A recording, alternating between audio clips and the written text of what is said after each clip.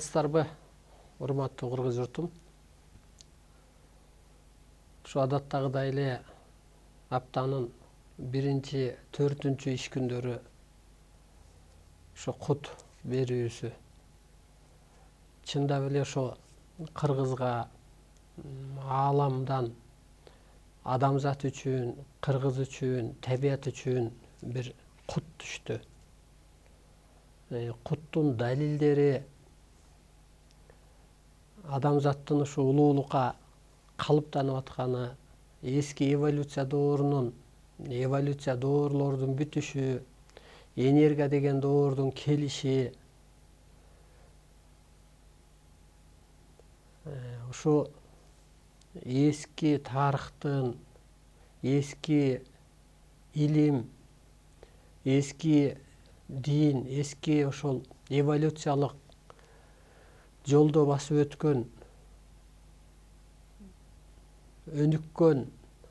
өнүктүү деп аталган илимдердин жоюлушу, адамзаттын ушул жаңы улуулук сыпатка калыптанышы ошол куттун белгиси болот. Себеби бүгүнкү күнгө чейин адам жашоого жаралуу максатын билбей келген, укугун билген эмес. Укугун дегени ошол адам бир улуу күч экенин, адамдын бир жаны улуу дүйнөдөн келгенин, ошол улуу дүйнөдөгүдөй эле, улуу күчтөрдөй эле улуу бир сыйкыр керемет касиети бар экендигин билбей, ошондуктан ошол жаратуучулугун учур ийгенде пендеге айланганда саясаттын, бийлик байлыктын, ар кандай агым диндин пайда болушу, адамдын өмүрүнүн азайышы, жашынын кыскарышы, ушунун баары ушул өзүн тааныбастыктан, өзүнүн укугун, өзүнүн сыйкыр кереметин билбестиктен ушул өлүмдөрдүн пайда болушу, оорунун пайда болушу, ушунун баары ушул эски эволюцияда же болбосо өзүн тааныбастыктан болгон. А ошо кутта жаңы кут ой, кудай, кут ай демекчи, ошо кут ойдо энергия калыптанып, улуулук сыпат калыптанып, өзүн таанып, ой менен, ошо кут ой дегендей, ой менен адам көп иштин ээси экендигин далилдери чыгат ушул жаңы доордо. Ошондуктан мына ушул энергияга толуп бараткан адам катары эфир аркылуу ааламдык сабак убагында ушу энергиянын өтүп атканы, медицинанын алы келбеген, ушул окуп келген психологдордун алы келбеген, эски дин аалымдардын алы келбеген, эски саясатчы окумуштуулардын алы келбеген ошо дарттардан, ошол эски түшүнүктөн ошол сиздердин кутулуп атышыңар, силердин ушу өсүп жан дүйнөңөрдө өнүгүп атышынын далилдеринин баары эле ошол кыргызга, адамзатка, табиятка ошол куттун же ошо кудайдан бир чоң энергия, чоң илимдин, чоң бир кабар сунуш тапшырманын далилдери болуп берилет. Бүгүнкү темабыз ушул магия, материя, жан, таан, байлык, бийлик, бүт эле ушул адамзат, аалам, табият үчүн берилери жөнүндө сөз болмокчу. Ошо ааламдык сабак убагында эң биринчи максаттын бирөө дагы ушул адамзатты оору сыркоодон айыктыруу.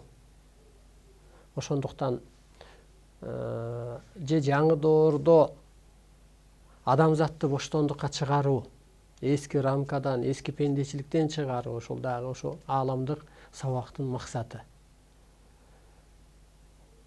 Өзүңүздөрдү бош, эркин сезип отурасыздарбы, кыйшайып жатасыздарбы? Ушу тегерегибизде көзгө көрүнбөгөн энергиялар бар. барып адам өзү тамак деле ичпей калат. Бул чындык, бул баштан өтүп аткан нерсе. Асаят. Ал эмнеге кайсы убакта дегенде, ошо көкүрөктө бейиш башталганда, көкүрөктө бейпилдик башталганда, адам ошо өзүн эркин, бош алып жүргөндө ошо энергия келип туруп аткан нур катары, сыр катары жайгашкан кезде ошол инстинкттердин баары жоюлат. Талап кылган тамак, талап кылган ошол ичкилик, уйку азайып, ошондуктан өзүңүздөрдү бош кармап, эркин сезип, бул эфир эле убагында эмес, ушуну адатка айлантып, машыгып, себеби ушу жан дүйнөнүн көк мейкиндиктей тынч турса, анан багындыруучу энергиялар келип, анан сыр катары, нур катары турпатыңа жайгашат. Ошол жан дүйнө бош тынчтыкта туруш үчүн адам улуу түшүнүккө өтүш керек. Улуу түшүнүккө өткөн кезде ал майда нерсе көрүнүп калат. Мисалга, мисалдаштырып айтсам, мисал келтирип айтсам, мына эшикте жамгыр жаап атат. Бул адам үчүн оор сыяктуу сезилип атат. Бирөөлөр жүдөп аткандыр, бирөөлөргө баскан турганына ашык көрүнүп аткандыр, ашык жамгыр жаап. Жеренеге деле оор тийип аткандай келип атат. Бирок күндөр өтөт. Мисалы, бүгүн жамгыр жааса, эртең күн тийсе, жер көктөп чыгып атпайбы? Ошо сыяктуу эле адамга ар кандай удаарлар болуп турат. Ошо кезде адам ошо жерене сыяктуу ошо жамгырды сиңирип алгандай, жаманды ар жагын көрүп сиңирип алса, эртең ошол адам көктөп чыгат. Себеби ушу улуулукка өтүп аткан кезде ушундай удаарлар болуп турат. Мына сиз ушул түшүнүккө жеткен кезде эле көкүрөгүңүз тынч болот. Ушу көкүрөгүңүздөрдү тынчытыңыздар. Өзүңүздөрдү бош кармап, эркин кармап, ошо өзүңдү эркин сезгенде өзөктөн да күчтүү энергия келет. Сиздин турпатыңызды нурга айлантат, кубултат, ошо улуулук сыпатка алып өтөт. Ошондуктан биринчи боштондукту пир тутуңуздар. Өтө терең боштондукту. Ар дайым эмнени пир тутасың дегенде ошо боштондукту, кысылуу. Сыртыңызда мындай кысылганда ички организмиңиз ошентип кысылып атат да. Ошондуктан өзүңүздөрдү бош кармап, жанды тан менен кызбаңыздар. Жан өзү энергия, жан өзү нур. Ошо ааламдык сабак убагында ошо энергияга толгон адам катары ошо энергия өтөт. Эфир аркылуу, сөздөр аркылуу, ошо ютубтан көрүп, дагы ошо эстеп, уктап, энергия алып аткан адамдар көп. Аалам күчтөрү, Кудай анын улуу кызматчылары ошо аалам сабак убагында. Ата тектин арбайлары, мазар ээлери жөлөмө күчтөр, кызматтар болот. Ар кимдин ордуна, кудуретине, касиетине жараша калыптандырат. Улуулук сыпатка, энергия калыптанат, касиет жайгашат, көзгө көрүнбөгөн бионур энергия аркылуу турпатыңыздарга операция жасалат. Эки көзгө көрүнбөгөн сырлар, нурлар берилет. Ошондо бул жерде так бар. Мен ошо түшүмдө кут кармап, ошондон кийин бул улуу иштер башталган. Ошол Кудай Алла өзү буйруган адамга ошол бионур энергия берди деп берилет. Ал ошо өзү жакшы көргөн адамга берди деп. Анан ал ошол адамдын буйругу менен иштейт деп. Аны реанимация деп, жандандыруу деп, өлүмү деп да айтсак болот. Көз ачып жумганча жеткен бионур энергия. Биз ошо эфирден кийин ошо түш жоорутайын деп чалгандардан, же рахмат айтып жазгандардан, чалгандардан мен эң биринчи сурайм, ушу энергия өткөнүн байкадыңызбы десем, ооба, бутум чымырады, колум чымырады, эстедим, бир шум болду, ар кандай таасир этти деп. Кептин баары ошо энергияда. Эмнеге дегенде, азыр ушу энергия доору келди. Утурумдук жашоо, утурумдук рахат, мына ушу менен биз денени уулантып алганбыз да. Бул энергия денеңизди нурдантат. тазалайт ошо операция деген. Ошондо гана айыгы болот. Аны больница же реанимация медицинский алып тазалай албайт, урматтуу улуучум. Ошондуктан бул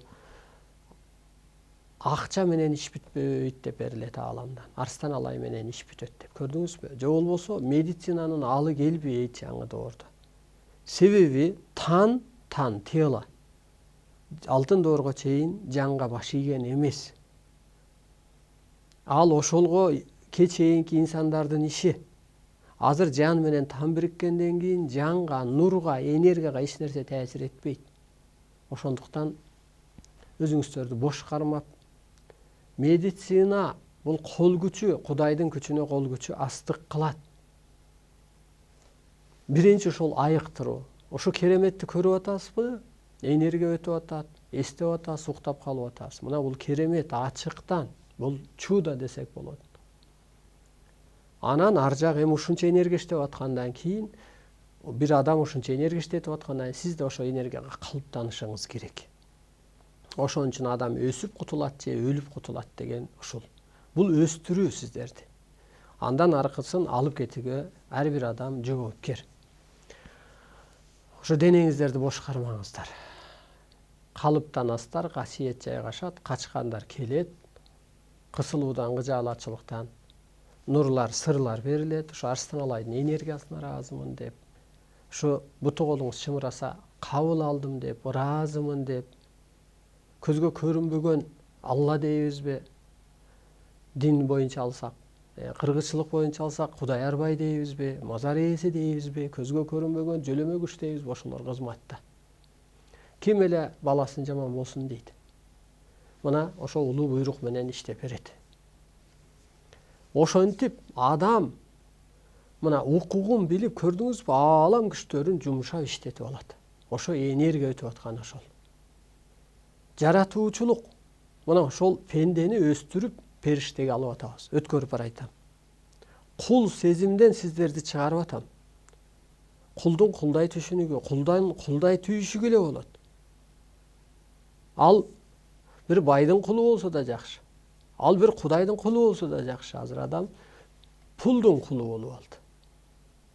Пулуң бир кагаз го, ал жукпайт го, ал калат го. Ошондуктан кулдан ошол периштелик сыпатка, кулдан кудайлык сыпатка өтүп баратасыздар. Мына жаратуучулук. Мына энергия өтүп атат. Айыгып атасыздар, духуңуздар көтөрүлүп атат. Бул жаратуучулук. Ошо болсун балам деп жаратып алгандай эле, илгери бабалар, аталар, улуулар жараткандай эле ошонун бир кыры.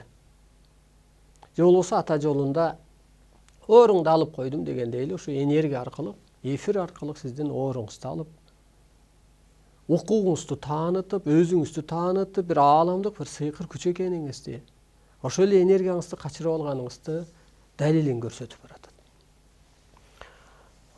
Бүгүнкү темабыз ушу. Мен көп ойлонуп көрсөм, эми ойлонду деген бул байланыш десек болот. Же суроого жооп десек болот. Ушу ойлонуп көрсөм, мына ааламдан энергия берилди мага. Мисалга, мен ушул энергия ушу элдики экен деп мына иштетип атам сиздерге. Табиатты бейишке айлантып атам, арбайды тириксиң деп жаратып атам. Кырсыгып калбайм бул кызматымды деп. Мына магияны иштетип атам, мындайча айтканда. Магия берилди, сыйкыр берилди. Демек, жаным деле бекер келбептир да бул дүйнөгө. Таным деле бекер кызмат кылып атпаптыр.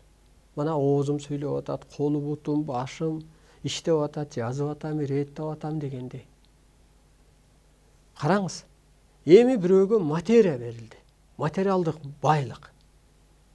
Анда ал дагы ошо табиат үчүн, аалам үчүн, адамзат үчүн иштетиш керек да. Бирөөгө падышалык берилди. Ал ошо улуу журт үчүн, табиатты сактап калуу үчүн, аалам үчүн, жаштар үчүн, маданият үчүн иштетиш керек да. Болбосо не болот? Аны алып коет. Караңыз, урматтуу улуу журт. Келиңиздер ар бирибиз милдеткер бололу. мына устачылык берди дейли. Илгери устаканада калак жазачу, кычкаш жазачу, ошол керек эле. Ал 2 эсе кымбат саткан жок да. Кадыр көңүлгө жасап берген, подарка кылып алып берген. Кичине бир 5-10 сом бир чайына, көңүлүнө же темирин алып келсе ургулап берген.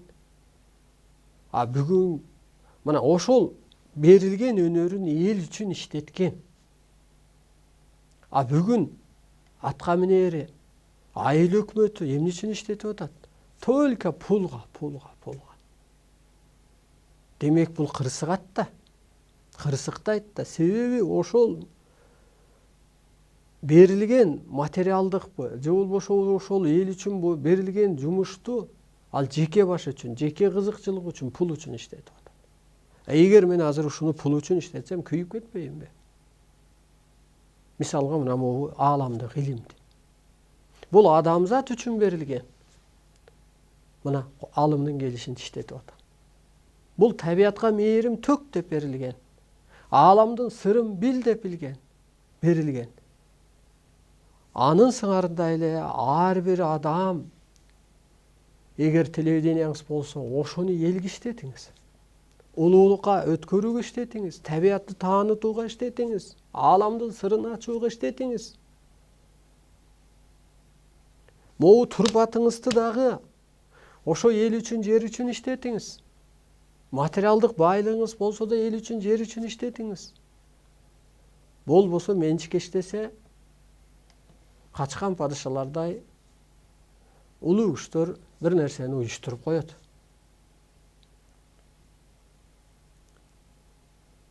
Азыр ар бир адамдан, бул жаңы доордо коркуш керек, ар бир эшиктен кирген адамдан. Себеби адамды ааламда бир күчтөр келип кийди. Анын алкышы тиет же каргышы тиет. Ушуну билиңиздер. Ар бир адам милдеткер. Ошондуктан берилип атпайбы? Аялдын руху, жаны арбагы ааламга барганда баланын тарбиясынан дагы эрдин тарбиясына биринчи жооп берет деп. Эмнеге дегенде аялды Кудай алсыз жаратты, бирок көп чечүүчү ачкычтарды берди, 600 килограмм амал берди. Эркекке акыл берип койду, кара күч эле берип койду. Аялдын эркек канча кыйынсынганы менен аялды амал көйлүүлүк, басымдуулук кылат. Келиңиз, энелер, сиздер ошондо алтын доордо энелер жоопкер болуп атат, энелер жол башчы болуп атат. Себеби ааламга өзөк болоор орду бар. Эненин тилеги тез орундалат. 600 килограмм амал бул сыйкыр. Ошону алтын доорду жарыялоо үчүн иштеткиле, өз өңөрдү өстүрүү үчүн иштеткиле, элди оңдоо үчүн иштеткиле, элчилик кылуу үчүн иштеткиле делип атат. Караңызчы, демек тан менен жан бекер жаралып келбейт экен бизерге. Кызмат кылып, эртең жаның ааламга барганда көргө жан барбайт, ушуну билиңиздер. Өткөн сабакта өттүк го. Тан бул мусор деп бүтөт. Бирөөлөр кушка берет экен мына Тибетте, индиялыктар өрттөп коет, бизде жергенен куртка берип коебуз. А жан бул нур, ааламдан кызмат үчүн келген. Мурун аял эркек болуп, аял эле кызматын билсе, эркек эле кызматын билсе, анан ал бүтүп жан асманга кетип, турпаты мусорго кетсе, азыр асмандан периште, инопланеттан ааламды күчтөр келип ушул тирүү бойдон эле кийип атат. Ошол кезде аял эркек, пендечилик, улут, дин жана башка рамкалардын өчүр дагы ушу периштелик сыпатка калыптансаң, турпатың мусорго барбайт, оорубайт деп түшүндүрүп бердим го. Ошол сыңары дагы мына азыр ар бир адамды улуу кыргызга эмне жүк буйрулуп атат дегенде, улуулук сыпатка калыптан кылам. Мына ушу мен энергия иштеткенде сиздер да энергия иштетиңиздер. Энергия өтөт. Ан үчүн адам агарыш керек. Улуулук сыпатка калыптаныш үчүн улуу адам пендеге сырын айтпайт да. Улуу адамга сырын айтат. Улуу атам улуу баласына тапшырат да, кичигине тапшырбайт. Анын аң сезими жетпейт, ал түшүнбөйт. Өтүп кетерде да кересин ошо улуусуна, кийинкисине ишенгенин айтып өтүп атпайбы? Анысы кандай улуу Кудай дагы улуу кыргызга керес айтып атат. Адамзатты сактап калгыла, бириктиргиле.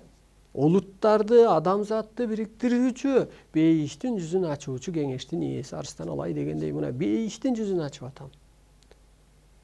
Улуулук сыпатка мына ушинтип түшүндүрүп берсек улут биригет.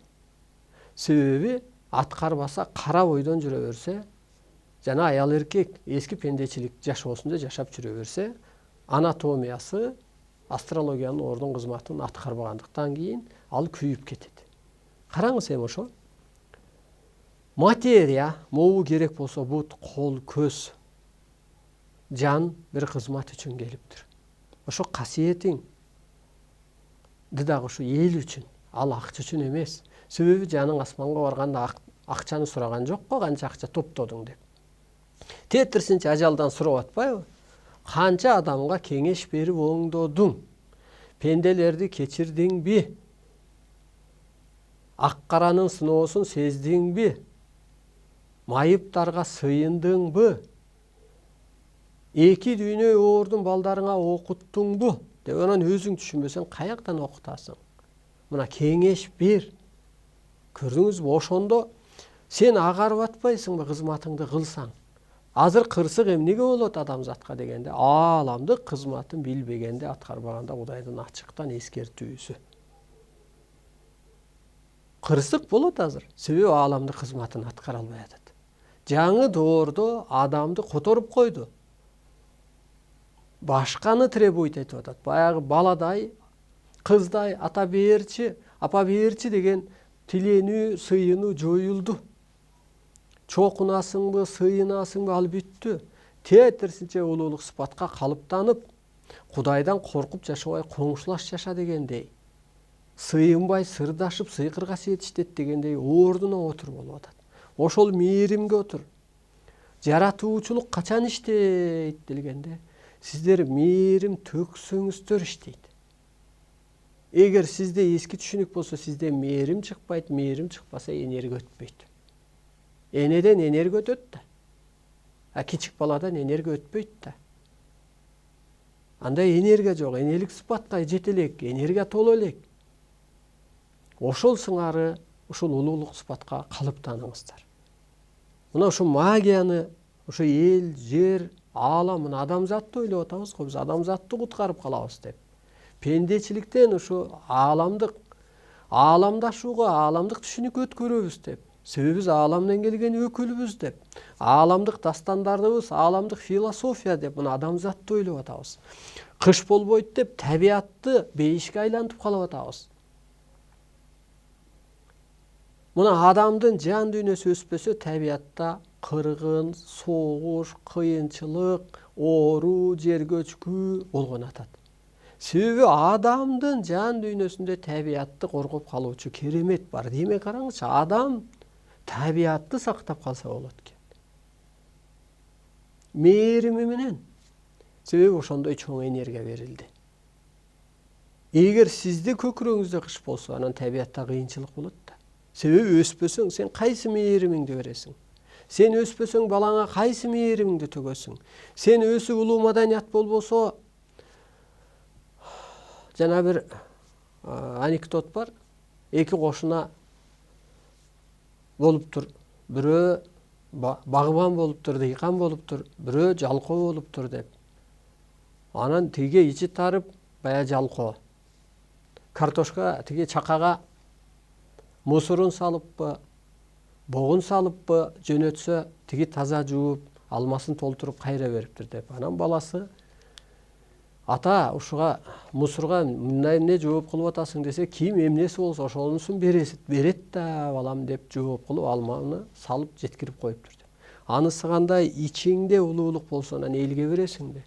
Ичиңде улуулук болсо жер энеге бересиңби? Сен ичиңде улуулук болсо анан улуу күчтөр келип байырлайбы? Сиз улуу сыпатка ээ болсоңуз, анан улуттарга башчы боло аласызбы? Мага ошо энелер, агайлар аябай ыраазычылыгын билдирет.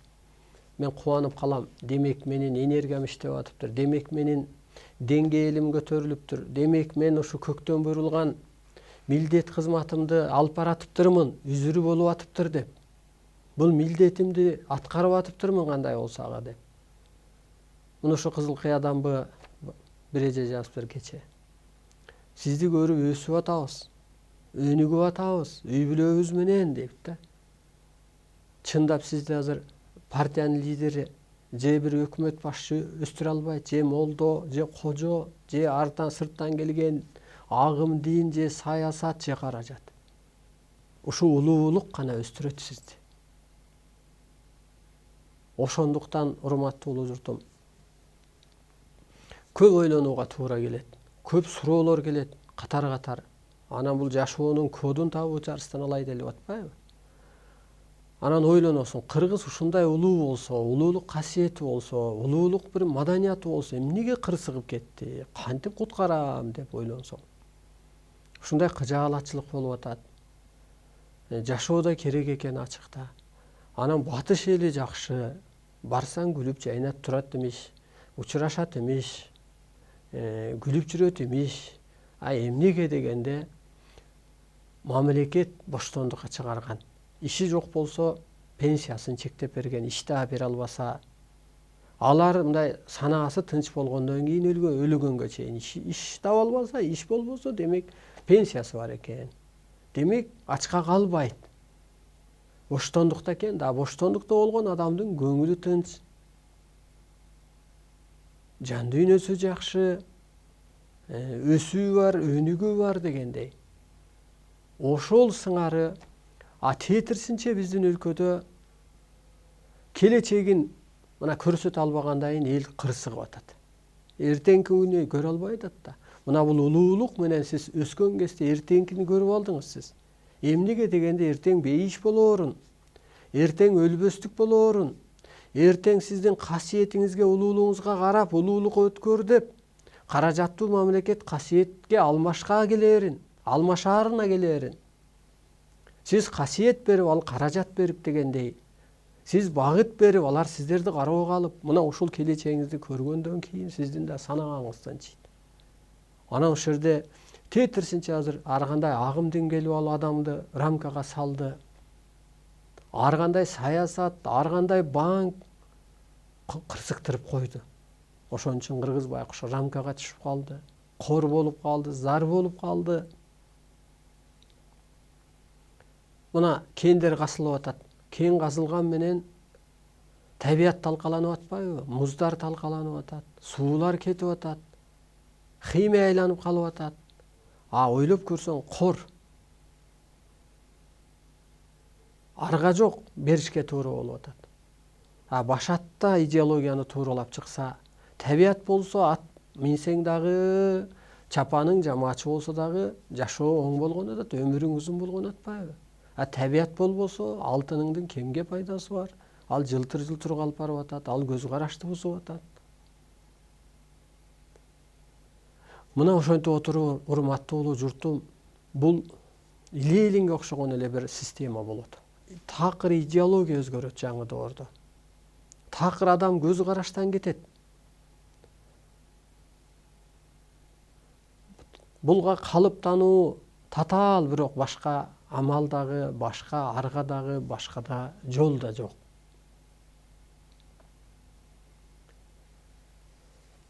Мына ошентип ар бир адам жан, тан бекер жаралбасын билиңиздер.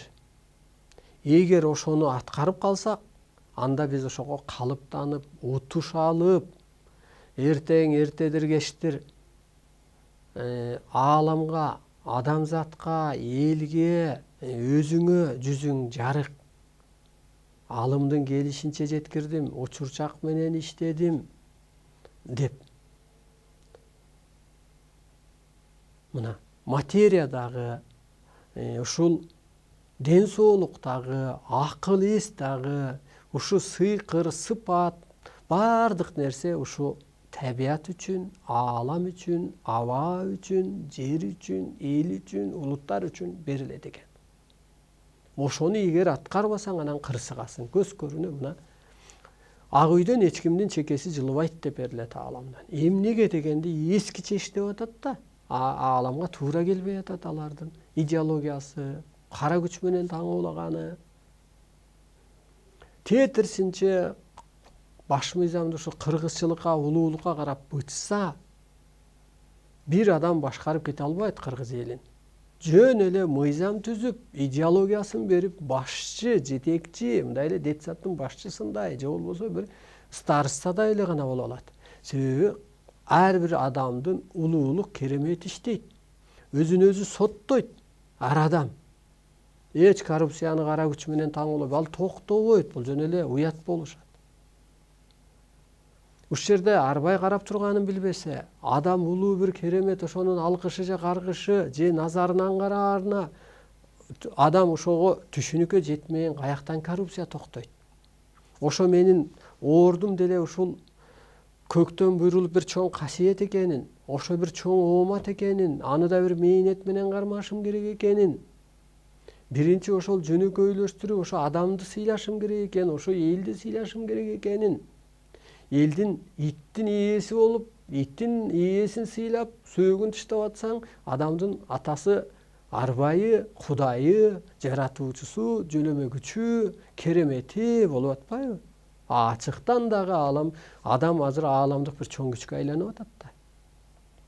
Мына ушуну түшүнгөндө гана ошол коррупция токтоп, адам өзүн өзү соттоп, өзүн өзү оңдойт. Өзүңдү өзүң сындап турсаң, ичиң сырдалат. Бирөө сын айтса, аны туура кабыл алсаң, ичиң сырдалат. Эгер өзүңдү өзүң соттой албасаң, өзүңдү өзүң сындай албасаң, сынды туура кабыл албасаң, анда жакшылык болбойт бул турмушта өзү. Анда адашып каласың, анда кадыр баркты бир тутуп каласың. Мына урматтуу улуу журтум. Ошентип улуу журт бир улуулук сыпатка калыптануу керек. Бул жерде ар адамдын өзүнүн жеке аракети керек. Анткени бирөөнүн жанына бирөө жан сала албайт. Бирөөнүн жанын бирөө чоңойто албайт. Өсүн өзү гана өстүрө алат. Изилденүү менен, энергия топтоо менен, окуу менен, эски тарыхын басып өткөн жолун, дүйнөдөгү саясат, өйдө төмөндү кароо менен гана жыйынтык чыгарып өсө алат. Ошондо муну күнүгө ачылыш жасоо, күнүгө жаңылык жасоо деп берилет. Ошо күнүгө ачылыш жасап, күнүгө жаңылык жасасаң, ошондо бакыттуулук күчүнө кирет. Себеби сенде күнүгө жаңы ой, күнүгө бийиктөө, күнүгө өсүү, күнүгө өйдөлөө, күнүгө улуу түшүнүккө өтүү, күнүгө бир агарып тазарсаң, адамзатка жакшы сөзүң тийип атпайбы? Жанагы бирөө мусуру, бирөө алмасын сунгандай. Абага, табиатка, көзгө көрүнбөгөн жогорку высший силы, жогорку түйнө ээлерине таасириң тийип атпайбы? Караңызчы мына. Эски ошо пендечиликтен, же эски аял эркек деген мурунку эволюция жашообуздан чыгуу үчүн да ошол жаңылык, ачылыш, ал ар адам өзүнчө изилденсе, ичинде бир керемет күч пайда болот. Өзүнчө энергия толот. Ошондо сен өйдөлөй бергенде улуу түшүнүгүң канчалык бийиктесе, турмуш туткунунан, оор сыркоодон кутуласың дегендей кутулуу болот.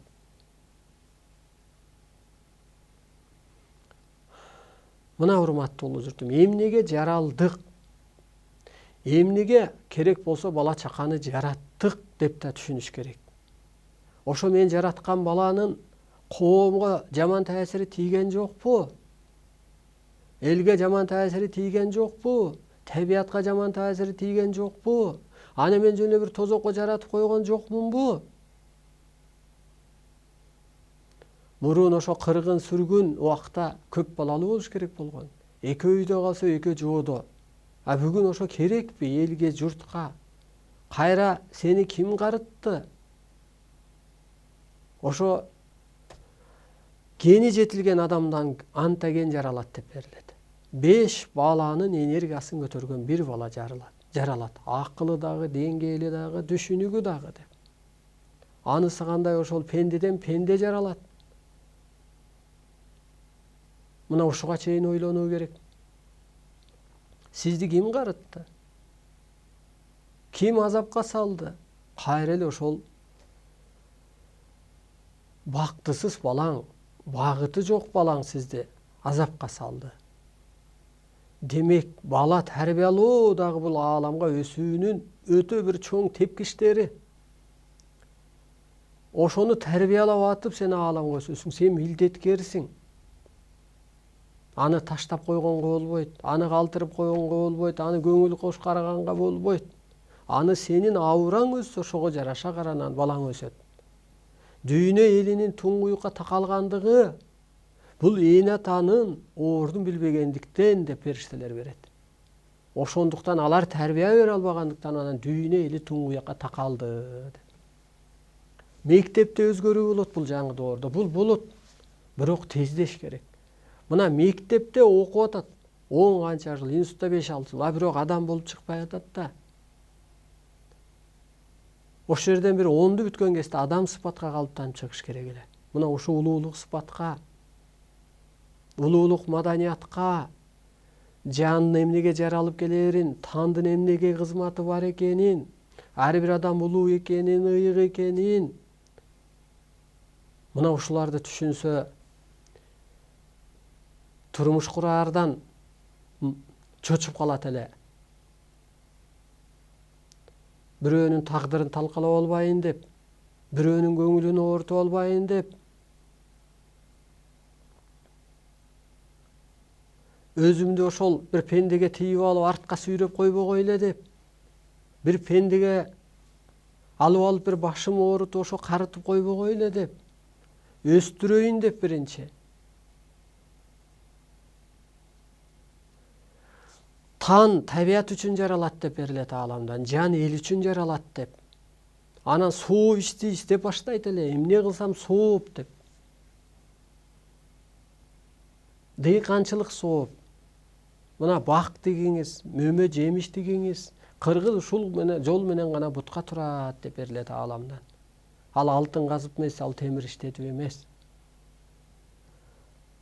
Мына бак таракты тегеңиз, алма бакты, күзүндө мөмөсүн берип атат. Көмүр кычкыл газын соруп алып атат, кычкылтек бөлүп берип атат. Көлөкө түшүрүп берип атат, жер кыртышын кармап берип атат. Бул сооп иш, бул сооп бизнес. Эл сураган баага бер, рынокты бил, мисалга, бир жылдык каражат, бир жылдык түшүмдүн каражаты бир жылдык бюджетке жетет. Анысы кандай, ошо сооп ишти издеш керек адам. Ошо табиятка да таасири тийбеди ал тиккен багыңыздын. Өзүңүз дагы ошондон каражат таптыңыз, ошону чукулап жерене менен сырдаштыңыз, табият менен сырдаштыңыз. Жан дүйнөңүз өстү. Кумурска деле бир кызмат кылат го, ар бир нерсени ташып жүрөт. Жалкоолор келип алып уур кылып атса, өзү кызматы болуш керек да. Ошол өзү материясын, өзү ордун билиш керек. Жалкоо инелер чыгып, ок аттыса тийип атпайбы көзкөрүнө? Ал бирөөнүн окаты, ал бирөөнүн эмгеги, бул ал бирөөнүн мээнети, ал жакшылык кылбойт да. Мына караңызчы, урматтуу улуу журтум. Демек, ар бир материя бир кызмат үчүн жаралып келген. Абага пайдаң тийсин. Мына пенделерди биз төрөп, пендечи окутуп коюп атпайбызбы? Ал абаны булгап атат. Ал адамзатты булгап атат. Ушак айтып, ууру кылып. Ал ата тегинин арбагына Кудайга шик келтирип атат, кара кылып атат. Кудайдын жараткан эмгегин актабай атат. Ошондо адам өссө, духу көтөрүлсө, экономика көтөрүлөт, экология колдоп берет деп берилет ааламдан. Бул Кудайдын сөзү. Адамдын духу тазарыш керек. Ички жан дүйнөсү тазарыш керек. Жан агарыш керек, тан агарыш керек. Ошон үчүн келиңиздер бир актыкты издеп көрөлү. Мына мен кубанып атам. Ушу 20 жыл, 25 жыл тозокто айтып, эйишти айтып деле көп адамдар аракет кылды. Мен аларды күнөөлөбөйм. Алар да билгенин айтып атат. Алар дагы ошол ишиндеги ишенимин айтып атат. А бирок ага караганда менин таасирим 20 жыл ошол Манастын 7 осуятынан баштап ар нерсени жасап көрдү бийлик ээлери. Бирок жыйынтык чыкпады. Ага караганда ошол эжагайлардын сөзү, өскөнү, айыкканы, дуктары көтөрүлгөнү карап, демек ушу энергия бар экен. Демек ааламдан илим бекер түшпөптүр. Бекер шайлап алыптыр. Демек кыргыз дүйнөнү куткараарына, энергия иштерине мен ынанып, ишенип, кубанып атам. Ниет оңолсо ошого жараша күн болот. А ниет оңолуш үчүн табыгы илим керек, урматтуу боло журтум. Адам эртең өсүп кетет, ак үйдү айланып өтүп кетет дейт. Ал эмне дегенде, аябай өздөрүн таанып алат, бийик сезип алат. Койчу балдар башты оорутпагылачы деген деңгээлге жетет мисалы. Ар адам ошо коомгобу, элгеби бир пайдасы тийиш керек да. Мына аракетибизди кылып атабыз. Алыбыздын келишинче улуу кыргыз чыныгы сөз, чыныгы иш, чыныгы күчтөр менен гана сакталат дегендей, чыныгы сөздү сүйлөп, чыныгы ишти кылып, чыныгы күчтөр коштоп колдоп, ушул ааламдан билдирүүдө Арстан Алай жөнүндө жомоктор айтылат дейт. Түгөнбөгөн тилектер айтылат. Көп талкуулар болот деп берилет. Мына айыгып атасыз. Бул жомок да. Эфирде отуруп эле мен айыгып атам десең бирөө ишенбейт. Бул жомок, бул бирок чындык. Мына канча адам айтат, ушу прединфарктный состояние делем сизге жолуккучу, эфирди көргүчү. Азыр сонун болуп калдым, эскичиликтен ыйлап айтышат. Ыраазымын мен. Ошентип тилектер айтылат. Мен сиздерге ыраазымын өсүп алганыңыздарга, сиздерге ыраазымын ушу түшүнүп алганыңыздарга. Караңыз, ошентип материя өзү бекер келбей урматтуу боло журт. Эгер муну иштете билбесең, тез эле алып коет. Себеби мурунку доор эмес, баягы бирөөгө жамандык кылсаң, теңир 40 жылдайын теңдептир эмес. Азыр ооз ачып жумганча ашып кетсе ушу 1,5 ай, 40 күн, 45 күнгө жетпей атат. Сразу ошол баягы теңир жакшылык кылсаң жакшылыгын, жамандык кылсаң жамандыгын берип атат.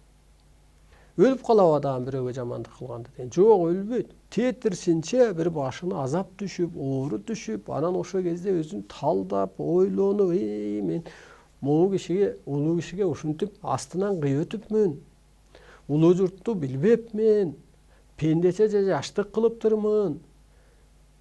Же ошо пастык кылыптырмын деп анан же агарып, күнөөсүн мойнуна алып, өзүн өзү соттоп, ошондон кийин же ички жан дүйнөсү тазарат, өзгөрөт, же жоюлуп жок болот.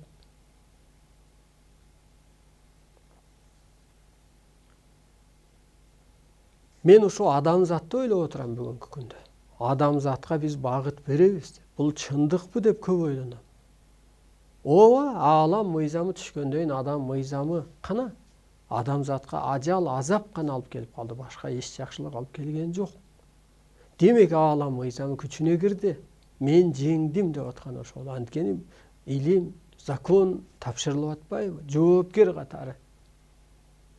Кээде ойлоп калам, ошо улуу журттун кырсыкканына мен да күнөөм барбы деп. Бийликтегилерден, эски адамдардан көрө да менде өзүмдү күнөөлөп калам. Себеби ошо тезирээк өспөй, элди өзгөртө албай, менден да күнөө кеттиби деп.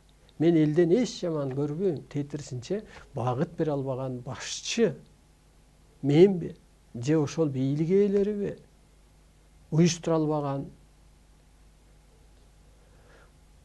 Алардын күнөөсүнөн мурун өзүмдү да күнөөлөп калам. Сиздерде күнөө жок.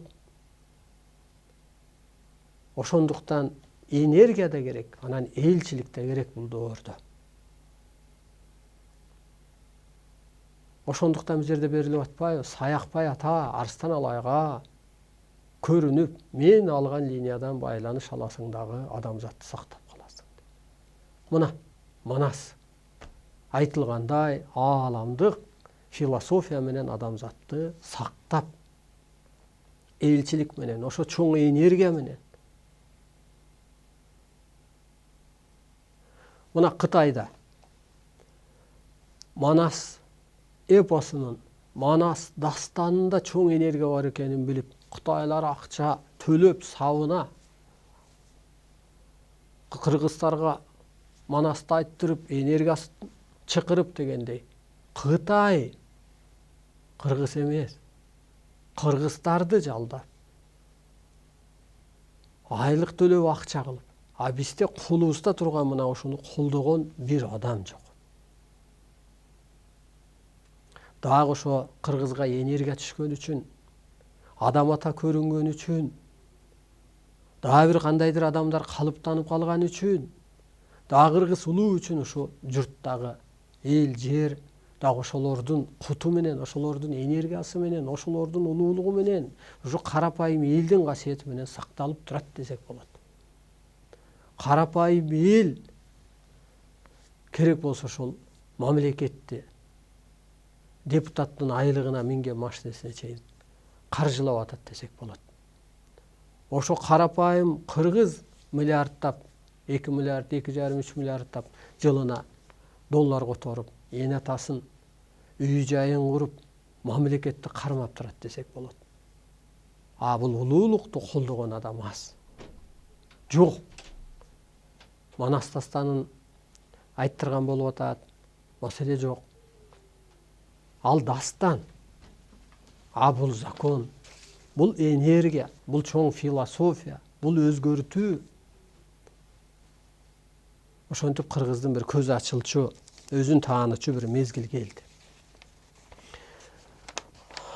Ошо эртеден телефондор чыгып, мен менен илимдеш кыздар жооп кылып алып келиптир, ошону кичине талкуу кылалы, убактысын жетишинче. Сиз айтып жаткан илим катталдыбы Кыргызстанда? Жана каршылыктар ушул илимге болду беле? Тоскоолдуктарга кабылдыңыз беле? Абдан жакшы суроо, керек суроо. Мен бир күнү Ошко учайын деп аэропортто турсам, ушу менден улуураак бир кыргыз адам келип, саламын берип, анан ушу Америкадан келдим деп мага мындай кубанып салам айтты.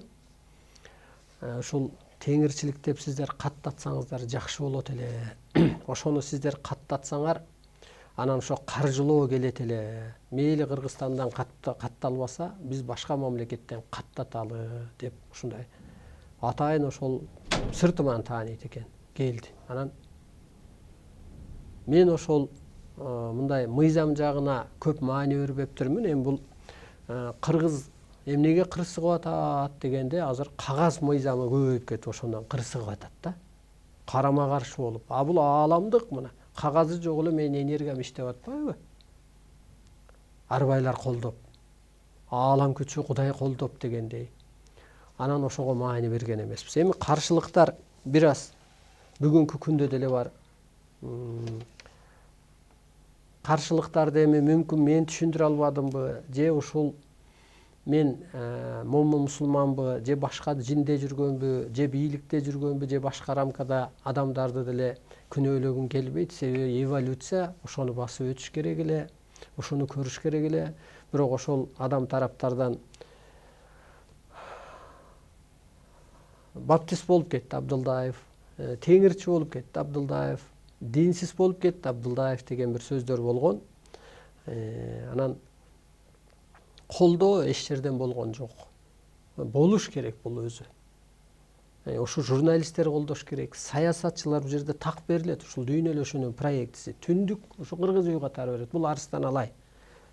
Баардык нерсени алып бере алат, түшүндүрө алат. Ага уук болуп саясатчылар, калыстар, кыргыздар, адамдар, журналисттер уук болуп туташыш керек. Анан кереги улуттарга, карапайым элге, анан жана ошо көзү ачык Дубана Пейиттегилер ошо өтө бир эле кыр жашап алган, ошолорго кызмат кылыш керек деп. Мына мен кандай кызмат кылсам, алар ошондой кызмат кылыш керек деп. Анан ошо колдоо боло элек. Анан ачык каршылык болгон жок, эми кичине суроолор болгон, СМБдан келип суроолор болуп, бул эмне карама каршылык алып келбейби деп. Жок, бул тетирсинчи адамзатты бириктирүүдө ушуну сүйлөп берсем түшүнүшкөн. Каршылыктан ошол бул бийлик эмнеге бар айтасыз деген кичине каршылыктар болгон. Эмнеге дегенде, эми ушул бир улуулук менен баягы бийликти алып алат дегендей түшүнүк жок. Тетирсинче ушу аалам мыйзамы, тетирсинче адамзат улуулукка калыптанып кетсе, мен кубанычтамын. Мен да ошо бир саясатчыларды даярдап көрөйүн деген да оюм болду. Ошолорду окутуп көрөйүн деп. Бирок алар ак карага такыр түшүп алгандыктан бул улуулукка эч калыптан албасына көзүм жетти. Андан кийин эмне үчүн теңирчилик илимди мамлекет каттабай жатат? Эми ушуну кичине чочутуп койду. Жана Анарбек Усупбаев деген агайды мен сыйлайм, бирок аделе өзүнчө күйүп, ар кандай бир диндинби бир кемчиликтерин же кыргызга кичине карама каршылык жактарын келип, анан чочутуп алды да, муну каттайбыз депчи. Теңирчилик деп мен мурунку динби, ишенимби, аны мен жакшына түшүнө бербейт экенмин. Теңирчилик деп бул ааламдан берилет, ушуну жакшы айырмасын түшүнүш керек. Теңирчилик деген бул адам ошо теңир сыпатка өтөт деген сөз. Ошондой бир керемет иштетет деген сөз. Теңирчилик, кыргызчылык бул дин эмес, ааламдан келген акыреттин, теңирдин сырлары деп берилет. Эми ошондо Кудайдын сыры түштү деген. Мындай секрет жок деген сөз. Анан нур дүйнөнүн түпкү нускасы бул теңдессиз аяндар деп берилет. Ошон үчүн теңир деп сүйлөп атканыбыз, ушу теңирчилик, кыргызчылык деп сүйлөп атканыбыз. Алар ошо эскиче бир теңирчиликти туура деп каттады. Ошондон кичине жаңылыштырып кетип калды. Мындай китеби менен, ушул улуу сөзү менен барса, муну дүйнөлүк кабыл алат деп берилет. Кыргызчылык деп кабыл алат, улуу мыйзам деп кабыл алат деп. Эми кыргызчылык десе дагы кыргыздарга туура келет, дүйнө элине жөн эле закон, улуу философия кылып бериш керек деп. Теңирчилик деп да атабай, кыргызчылык деп да атабай, жөн эле ушул бир улуу философия, закон катары гана дүйнөгө берсе, ошондо дүйнөлүк кабыл алат. Адам улуулукка өтүш керек экенин, ошо улуу сыпатта чоң энергия бар экенин, эски эволюция бүткөндүгүн, ушу мен кыргыздарга кандай түшүндүргөндөй эле орус тилинеби же англис тилине ушундай түшүндүрүп берсе, алар кабыл алат. Ошо улуу сыпатка өтүш керек экендигин.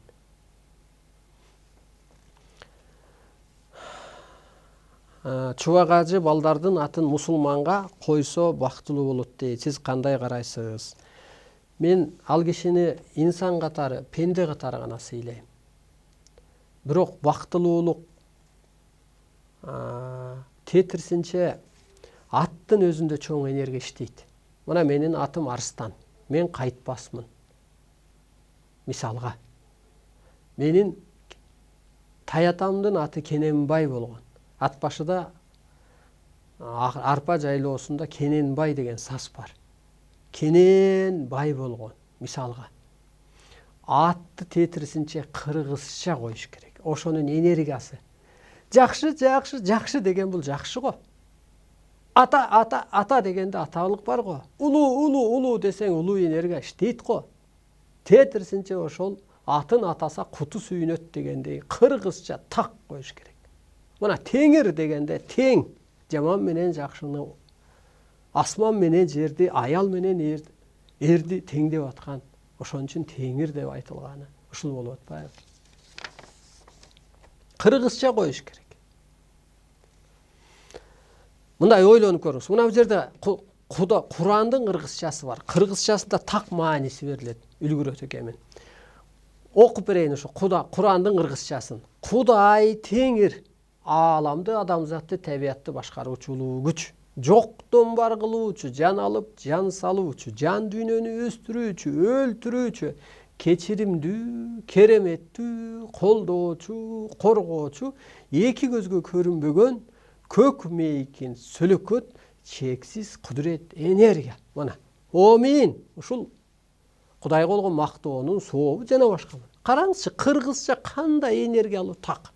Анан арабча окуп аткан менен эми жок дебейм, Кудайдан түшкөн керемет. Бирок маанисин түшүнбөй калып атпайбыз. Мааниси түшүнбөсө, демек ар жагында энергиясы иштебейт. Мына ушул сөөк коюуда дагы ошол жерге дават айткыча андан көрө 15 мүнөт элди топтоп, улуусун, кичүүсүн, классташын кылып бир сүйлөтүп коюш керек. Ошол адамдын басып өткөн жолун, бир кереметин, жакшылыгын, элге кылганын, ошондо эл ойлонот.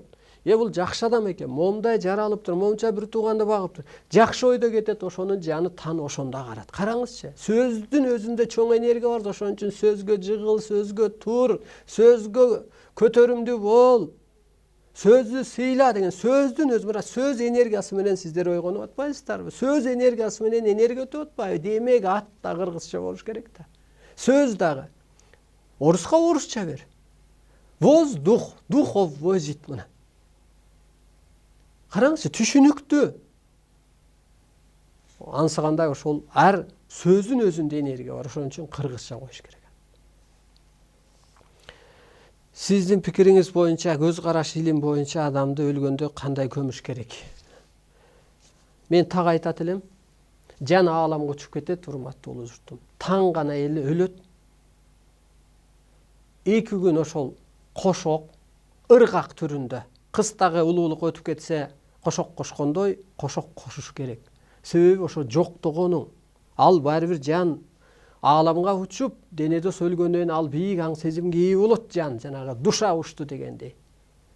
Жердеги пендеси эски жолдо болсо Кудай берген бактан дөөлөттөн кырсыктырат. Ошон үчүн жанагы Кудай арбак жазалады деген. Ошо арбакка сый болгон үчүн кыргыз жаңылган эмес. Ошентип 2 күн кошогун кылып ыйлабай, эгер ыйласаң, анда жамандык алып келет, кырсык алып келет дейт. Ошо ыргак менен узатып. Ал өлгөн жок, ал башка эле кызматка кетти деп танын бир таза жерге көп кой. Бул өтө туура. Убакыт кичине тар болуп калды. Түштө кемеге отуруп жатыптырмын. Аябай жакшы. Кеме эми бул сууда жүрүүчү техника. Суу бул илим. Мына суу информация кармайт деген. Ошол сиз ушу сабак алып өсүп атыпсыз. Сиздин эфириңизди көрүп атып, суу коюп ичем, өзүмдү жакшы сезип, жакшы болуп жатам, ыраазычылык айтып коеюн дегем. Ыраазымын мен да сиздерге. Көк асман ээсине ыраазымын.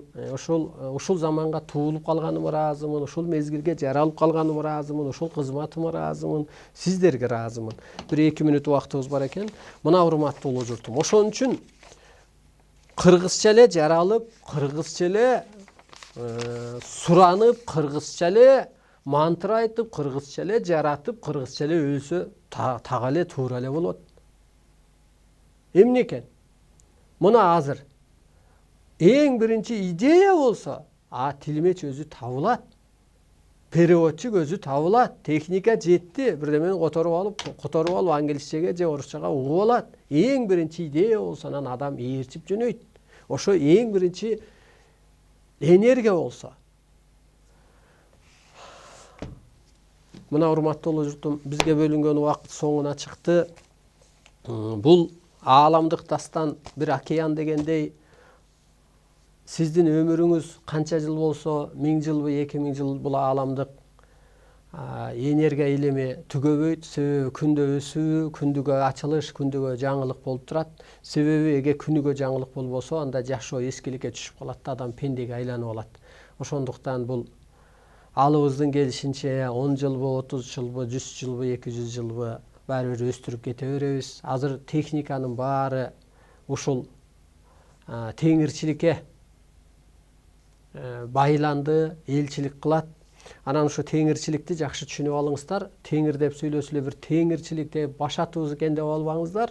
Анда сиздер кайра пендеге айланып аласыздар. Бөлүп коюп атасыздар, анда мусулман, анан дин деп. Жок, бул теңир деген теңир сыпатка отуруу. Теңирден түшкөн эле бир чоң керемет деп түшүнсөңүздөр, ошондо туура болот.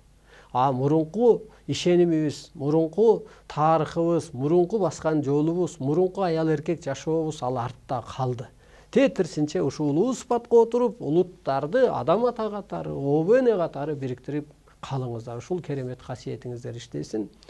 Ушул энергия өткөн убакта үйүңүздөрдө тазалануу болот. Эмиле эжем айткандай, суу коюп ичип атам, жакшы болуп калам дегенде, бул жөн эле ишенимден эмес, ишенсең болот эмес, тетирсинче ишенгенде тобонго жанасың. Ошентип бир адамга, бир табыгы илимге адамзат, улуттар айланат. Ошентип сиздер Арстанлайга карап айланып, анан өсүп, пирамида түзүлгөндөй дүйнө эли ошо бир мүнөзгө, бир идеяга өтөт. Көкүрөгүңүздөрдө ачылыш болсун, көкүрөгүңүздө муздар, кыштар, тозоктор, өсүмчүлдүктөр кетсин, көкүрөгүңүздөрдө жаздар байырласын, көкүрөгүңүздөрдө бейпилдик болсун, бейиш болсун, көкүрөгүңүздөрдө улуулук сыпат болсун, ошо турпатыңыздар нурга айлансын, жан дүйнөңүздөр нурга айланып, өзүңүздөр улуулук, периштелик, арбайлык, кудайлык сыпаттарга калыптанып, оюңуздар орундалып баштайт, эми сөзүңүздөр орундалып баштайт. Ошондуктан эски ойду кыркып, эски сөздү кыркып, эски түшүнүктү кыркып, ушул улуулук сыпатка калыптанып, улуттарды бириктирип, адамзатты бириктирип, бейиштин жүзүн ачып, ушул заманды, алтын доорду куруп, башчы болуп нурга айланып калыңыздар. 1-4 күнү жолукканча кечки саат 7-де сак саламатта туруңуздар. YouTube'да, Facebook'та барбыз. Көкүрөгүңүздөрдө ачылыш, жаңылык болсун.